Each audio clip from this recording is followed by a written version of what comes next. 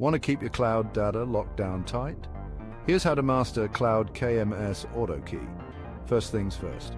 Create an organization resource with a folder and an enabled key. Pro tip: stick to one project per folder to keep things tidy and consistent across development, testing, and production. Next, enforce Cloud KMS usage across your organization using IAM access controls and organization policies. This ensures that every bit of data is encrypted consistently and securely. And here's a crucial tip: protect your Cloud KMS keys from accidental deletion. Place a lien on the keys project to prevent it from being deleted prematurely. You can also set a minimum scheduled destruction duration constraint to give yourself a buffer before any key is destroyed. Remember, a secure cloud is a smart cloud.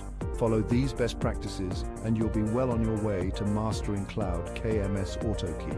Thanks for watching and happy encrypting.